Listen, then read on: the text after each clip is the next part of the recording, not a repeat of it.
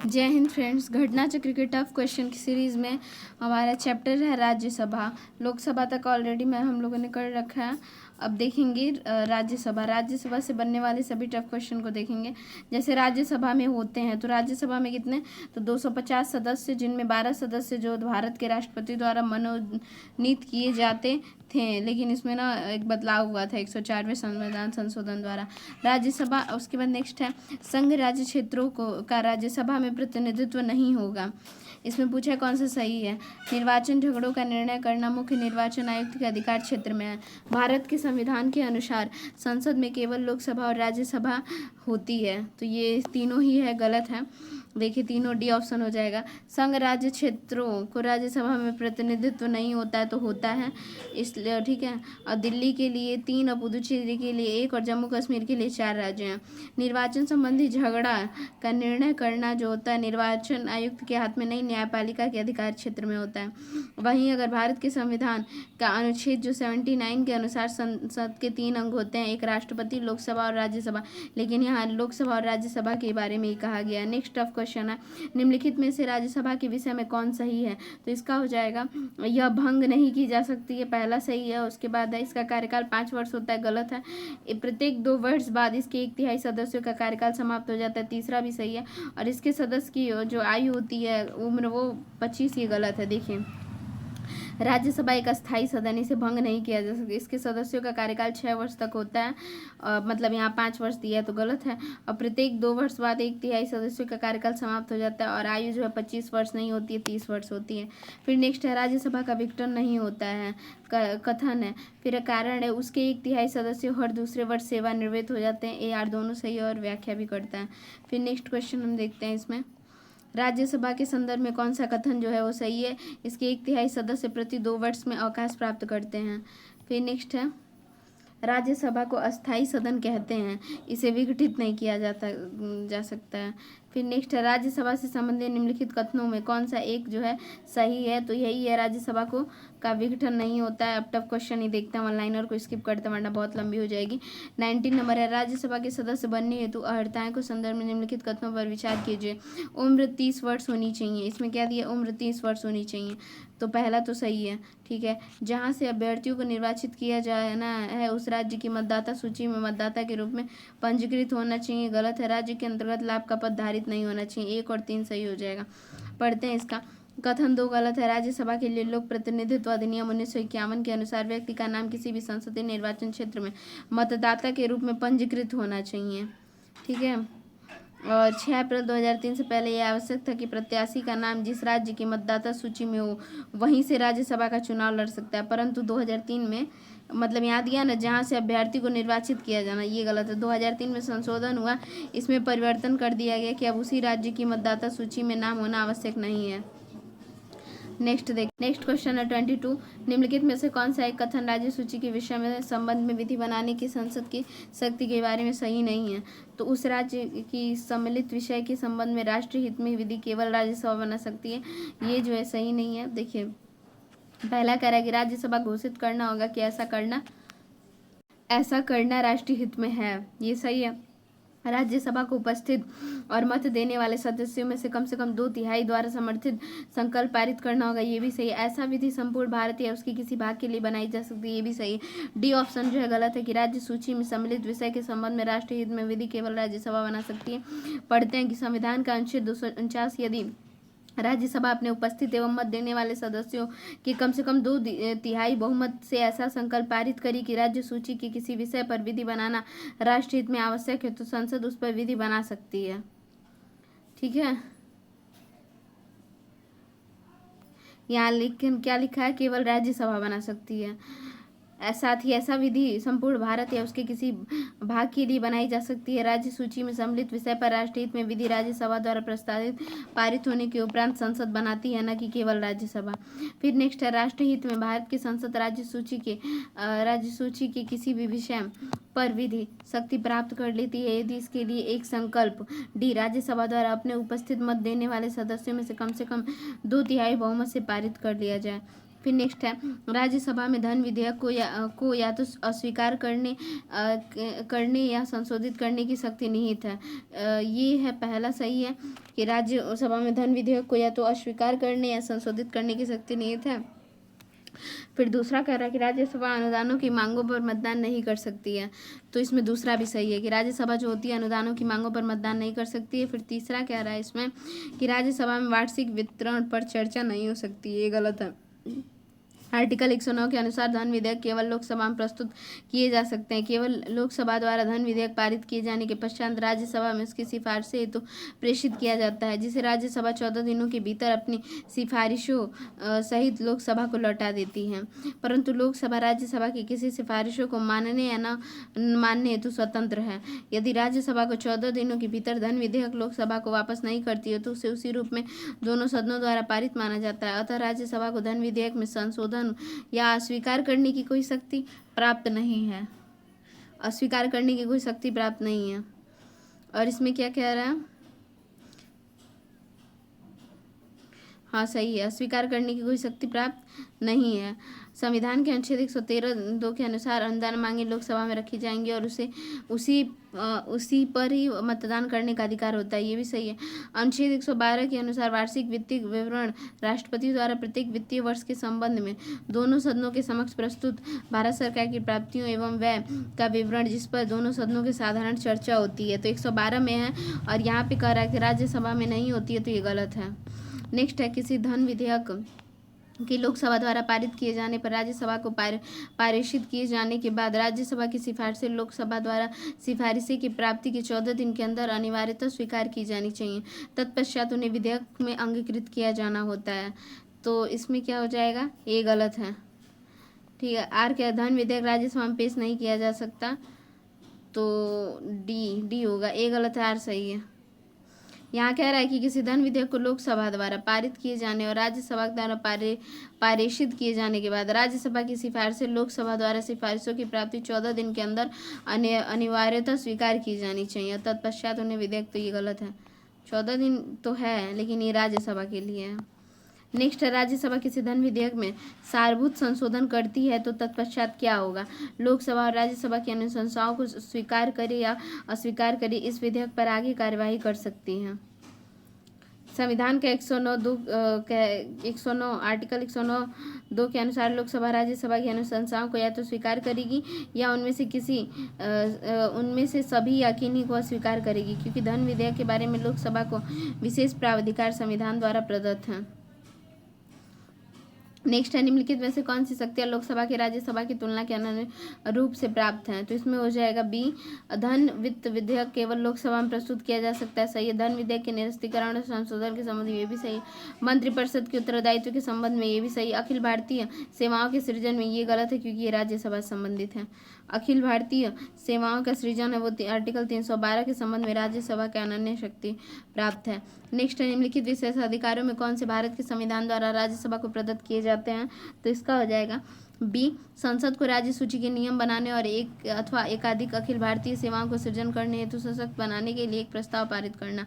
Article 249 के तहत राज्यसभा यदि अपने उपस्थित एवं मत देने वाले सदस्यों 2/3 बहुमत द्वारा राज्य सूची के किसी विषय पर कानून बनाने के लिए प्रस्ताव पारित कर दे तो संसद उस पर कानून बना सकती है। इसी प्रकार यदि राज्यसभा अनुच्छेद 312 के तहत अखिल भारतीय सेवाओं का स्थापना, जिसमें न्यायिक सेवा भी शामिल होती है, यदि उपस्थित और मत देने वाले सदस्यों को 2/3 सदस्यों के समर्थन से संकल्प पारित कर दे तो संसद ऐसी सेवा या सेवाओं का स्थापना कर सकेगी।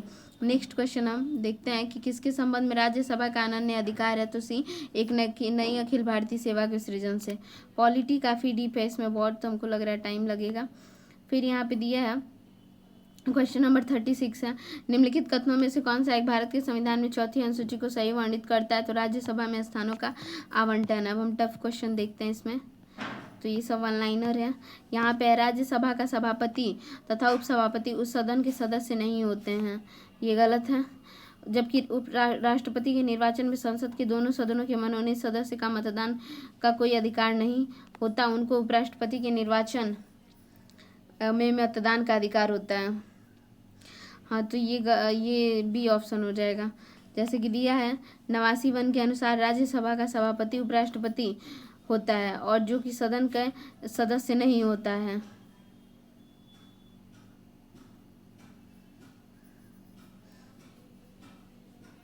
उपसभापति। और राज्यसभा का जो उपसभापति है वो सदस्यों में से चुना जाता है, तो उपसभापति देखिए गलत कर दिया है, इसलिए कथन गलत है। 54 क के अनुसार राष्ट्रपति के निर्वाचन में संसद के दोनों सदनों के निर्वाचित सदस्य होते हैं। कौन से सदस्य होते हैं? तो निर्वाचित सदस्य निर्वाचक गण में शामिल होते हैं, न कि मनोनीत सदस्य। जबकि अनुच्छेद 66(1) के अनुसार जब उपराष्ट्रपति के निर्वाचन में संसद के दोनों सदनों के सभी सदस्य भाग लेते हैं, मनोनीत सदस्य भी और निर्वाचित भी। नेक्स्ट क्वेश्चन हम देखते हैं। नेक्स्ट हमारा चैप्टर स्टार्ट होता है कार्य संचालन एवं विधायी प्रक्रिया। इसमें देखेंगे कि यहाँ पे दिया हुआ है IAS प्री का क्वेश्चन है, 250 से अनधिक सदस्य,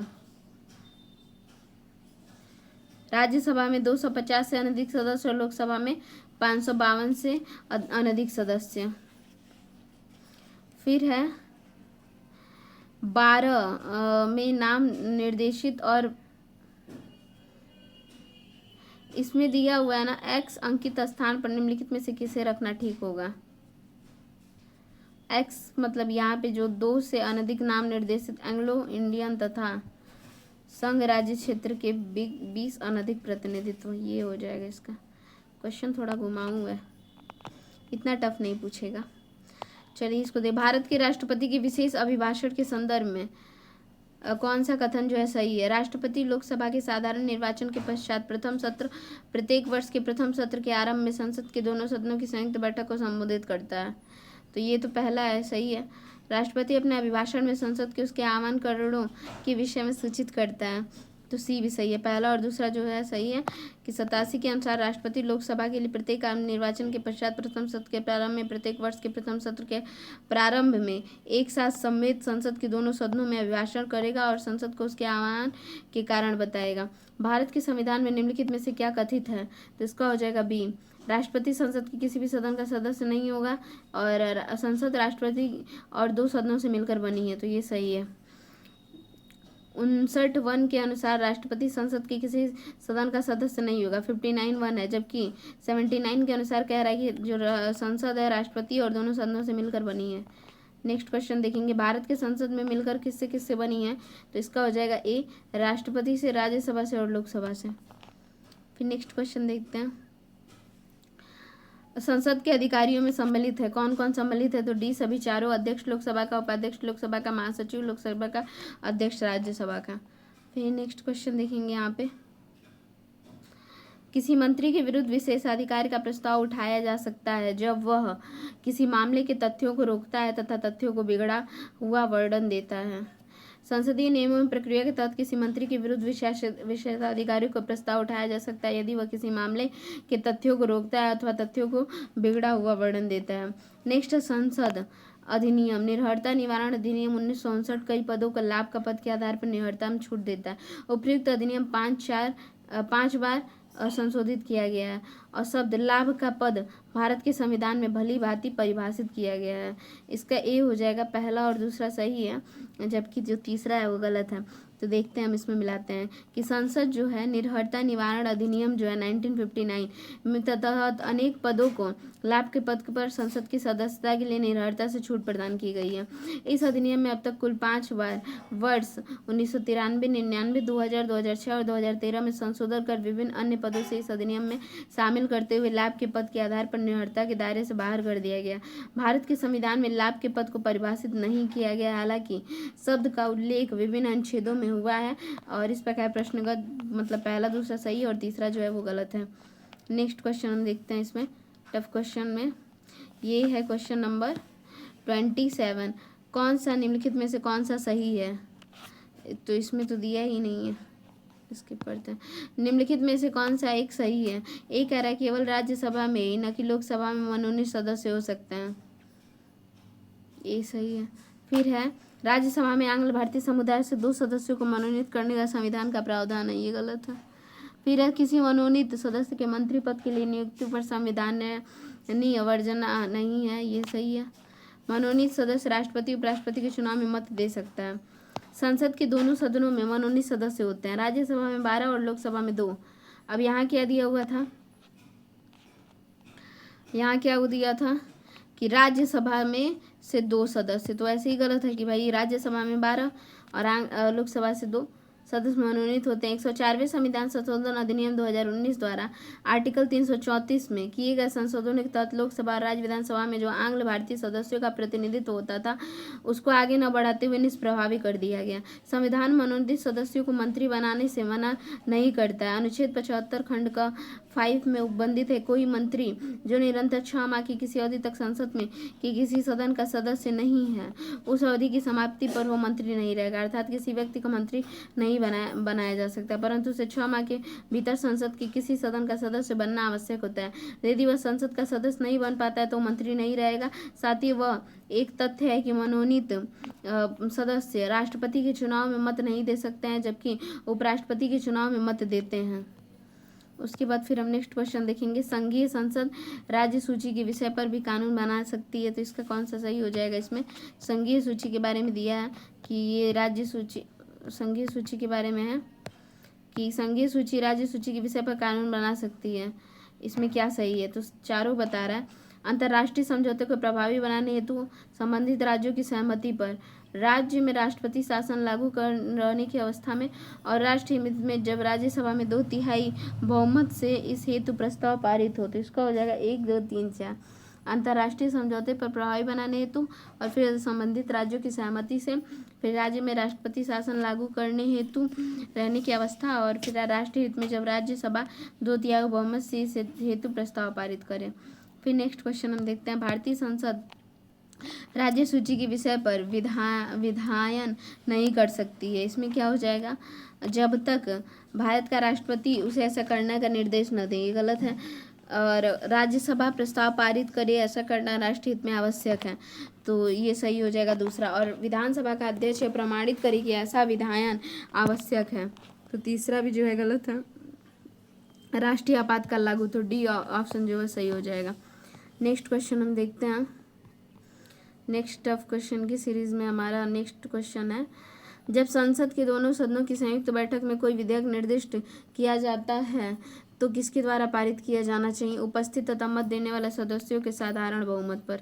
ए ऑप्शन है वो जो सही हो जाएगा। फिर नेक्स्ट है, भारत के में संसद के दोनों सदनों की संयुक्त बैठक अनुच्छेद 108 में संस्वीकृत है, तो पहला सही है। लोकसभा तथा राज्यसभा की प्रथम संयुक्त बैठक 1961 में हुई थी, दूसरा भी सही है।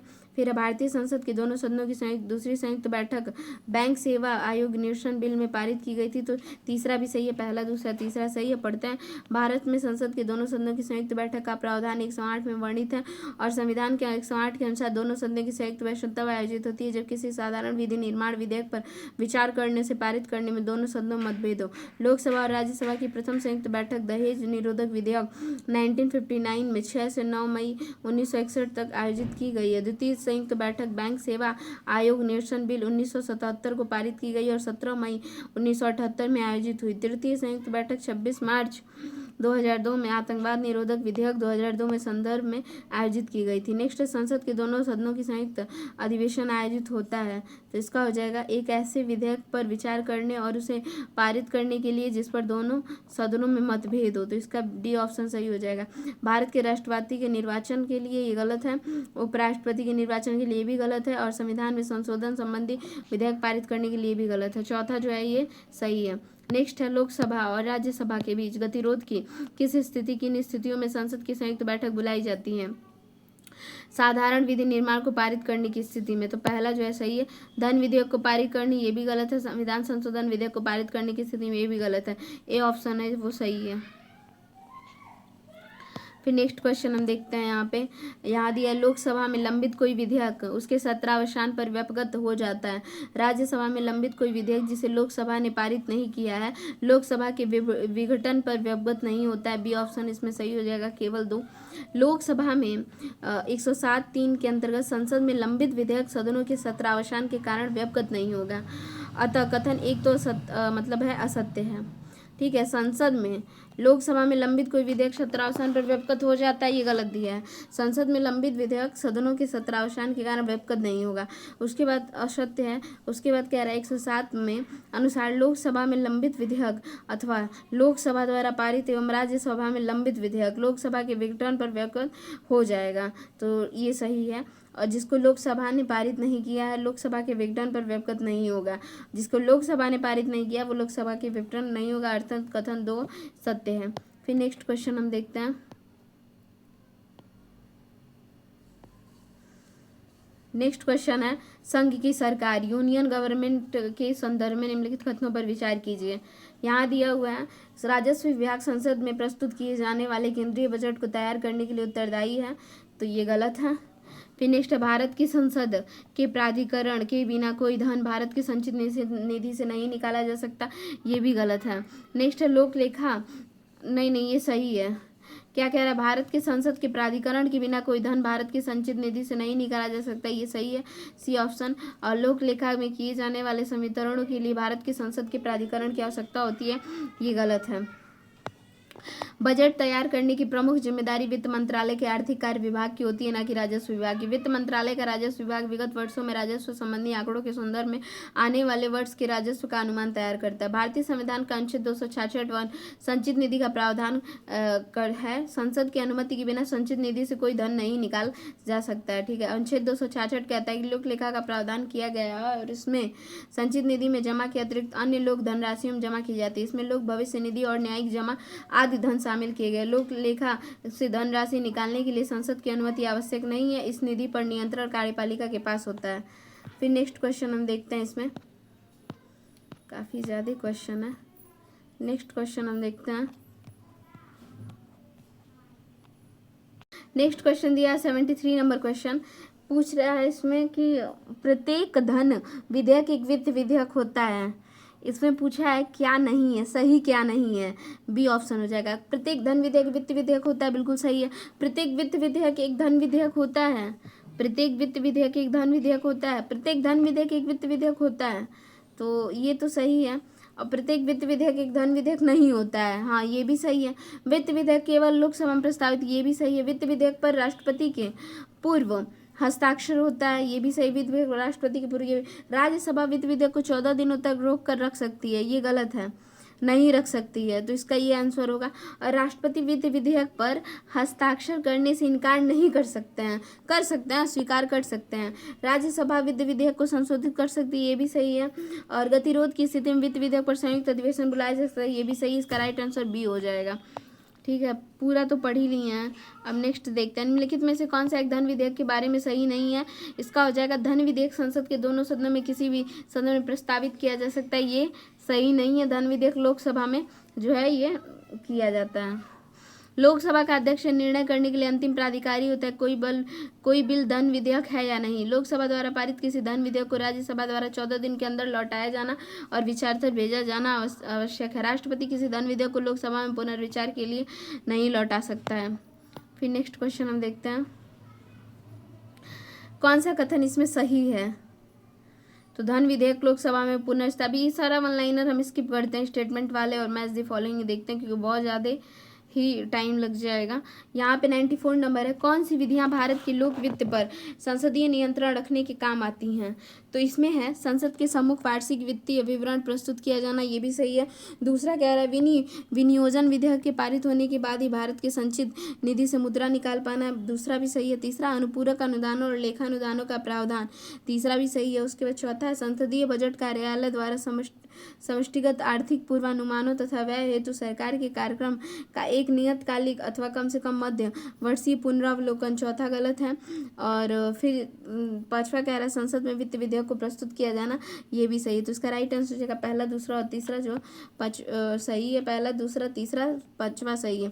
भारत के लोक वित्त पर संसद के नियंत्रण के लिए संसद के समक्ष वार्षिक वित्तीय विवरण प्रस्तुत किया जाता है। भारत की संचित निधि से मुद्रा निकालने के लिए विनियोजन विधेयक पर पारित करना पड़ता होता है। अनुपूरक अनुदानों लेखानुदानों संसद में वित्त विधेयक प्रस्तुत करने में लोक वित्त पर संसदीय नियंत्रण स्थापित किया जाता है।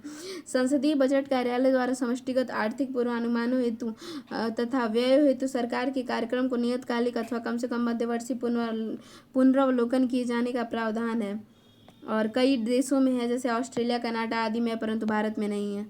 फिर नेक्स्ट हम क्वेश्चन देखते हैं, भारत की संसद के संदर्भ में गैर सरकारी विधेयक ऐसा विधेयक है जो संसद के ऐसे सदस्य द्वारा प्रस्तुत किया जाता है जो निर्वाचित नहीं है किंतु भारत के राष्ट्रपति द्वारा नाम निर्दिष्ट है। ये गलत है।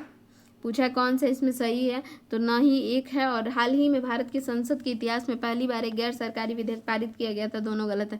गैर सरकारी विधेयक उसे कहते हैं जो संसद के ऐसे सदस्य द्वारा सदन के पटल पर पुनः स्थापित किया जाता है जो मंत्री नहीं होते हैं, जबकि गैर सरकारी विधेयक ऐसे जो मंत्री द्वारा सदन के पटल पर पुनः स्थापित किया जाता है। गैर सरकारी विधेयक भी सदन में एक प्रक्रिया के तहत पेश किया जाता है। गैर सरकारी सदस्यों के विधेयकों और संकल्पों संपत्ति एक समिति का गठन किया जाता है और इस समिति का गठन लोकसभा में किया जाता है। समिति में कुल 15 सदस्य होते हैं। लोकसभा के उपाध्यक्ष इस समिति के अध्यक्ष होते हैं। स्वतंत्रता के बाद अब तक 14 गैर सरकारी विधेयकों दोनों सदनों में पारित हो चुके हैं और लेकिन ये क्या दिया है कि पहली बार एक दिया है, तो ये भी गलत है और दूसरा भी गलत है, पहला भी गलत है, ना तो एक ना ही दो। फिर नेक्स्ट क्वेश्चन हम देखते हैं यहाँ पे लेखानुदान और अंतरिम बजट के बीच क्या अंतर है। इसमें क्या अंतर है, तो इसका हो जाएगा पहला क्या अंतर है, तो इसमें बी ऑप्शन हो जाएगा। लेखानुदान सरकार के बजट व्यय पक्ष मात्र से संबंध होता है जबकि अंतरिम बजट के व्यय तथा आवर्ती दोनों सम्मिलित होते हैं, तो ये दूसरा सही है। स्थायी सरकार लेखानुमोदन के प्रावधान का प्रयोग करती है जबकि कार्यवाहक सरकार अंतरिम बजट के प्रावधान का प्रयोग करती है, ये गलत है। हम पढ़ते हैं यहाँ से, बजट प्रक्रिया संपन्न होने अर्थात बजट पर संसद में चर्चा एवं मतदान होने से पूर्व नए वित्त वर्ष का प्रारंभ हो जाने की स्थिति में वित्तीय संसाधनों के लिए संचित निधि से दान निकालने हेतु लेखानुदान संसद में पारित किया जाता है। यह सरकार के बजट के व्यय पक्ष मात्र से संबंध होता है। लेखानुदान अस्थायी एवं कार्यवाहक दोनों सरकारें प्रस्तुत कर सकती हैं। अंतरिम बजट में व्यय तथा आवर्ती दोनों सम्मिलित हैं तथा यह चुनाव से पूर्व ही कार्यवाहक सरकार की चुनाव के बाद की नियमित सरकार द्वारा दोनों द्वारा प्रस्तुत किया जाता है। फरवरी 2009 में तत्कालीन कार्यवाहक वित्त मंत्री प्रणब मुखर्जी ने अंतरिम बजट प्रस्तुत किया था 2009-10 में, तो इसमें पहला है जो है वो गलत है, दूसरा जो है बी सही है। सामान्य वित्तीय विधायन चरण सम्मिलित है, कैसे, तो इसमें मतलब क्रम बताना है। पहले बजट का प्रस्तुतिकरण होता है, फिर बजट पर चर्चा होती है, फिर तीसरा विनियोग विधेयक को पारित करना होता है, तीसरा हो गया, उसके बाद वित्त विधेयक को पारित करना होता है। फिर नेक्स्ट है संसद में विधायन प्रस्ताव की पहल करने से पहले भारत के राष्ट्रपति की पूर्व स्वीकृति आवश्यक है, तो इसका क्या हो जाएगा। एक नवीन राज्य के गठन से संबंधित विधेयक पर, ऐसे कराधान विधेयक पर जिनमें राज्यों के हित निहित हो और राज्यों की सीमाओं में फेरबदल करने संबंधी विधेयक पर और धन विधेयक पर, सभी चारों उपयुक्त सभी जो है इसमें सही हो जाएगा। फिर नेक्स्ट क्वेश्चन हम देखते हैं, किसका संदर्भित संघीय बजट से है, सी कटौती प्रस्ताव का। फिर यहाँ कटौती प्रस्ताव का उद्देश्य दिया हुआ है, यह सही सुमेलित नहीं है। इसमें पूछा कौन सा सही सुमेलित नहीं है, तो इसको हम एक बार आंसर देखते हैं। डी लेखानुदान जो है बजट मांगों को पूर्ण रूप से वित्तीय वर्ष के लिए पारित करना, यही नहीं है। बजट प्रस्तुतिकरण और बजट मांगों को सदन से पारित होने के मध्य में प्रशासनिक व्यय को पूरा करने में लेखानुदान मांग की जाती है। अन्य शब्दों में बजट पारित होने से पहले प्रशासनिक व्यय हेतु आवश्यकता पूर्ति होती है, अग्रिम मांग है। प्रश्नगत शेष विकल्प जो है वो सुमेलित है। बजट मांगों को पूर्ण रूप से वित्तीय वर्ष के लिए पारित करने के लिए, लेकिन यहाँ पे दिया है क्या पे, यहाँ पे दिया है मांगों बजट प्रस्तुतिकरण एवं बजट मांगों के सदन से पारित होने के मध्य समय में प्रशासनिक व्यय को पूरा करने हेतु लेखानुदान की मांग की जाती है, थोड़ा सा बस अंतर है। भारत की संसद किनके द्वारा मंत्रिपरिषद की कृतियों के ऊपर नियंत्रण रखती है, स्थगन प्रस्ताव, प्रश्नकाल, अनुपूरक, पहला दूसरा तीसरा सही हो जाएगा। स्थगन प्रस्ताव क्या होता है, स्थगन प्रस्ताव का उद्देश्य यह होता है कि स्थगन प्रस्ताव का उद्देश्य होता है कि वर्तमान अर्थात तात्कालिक संसदीय प्रक्रिया को रोककर अवलंबनीय लोक महत्व के मुद्दे पर चर्चा करना।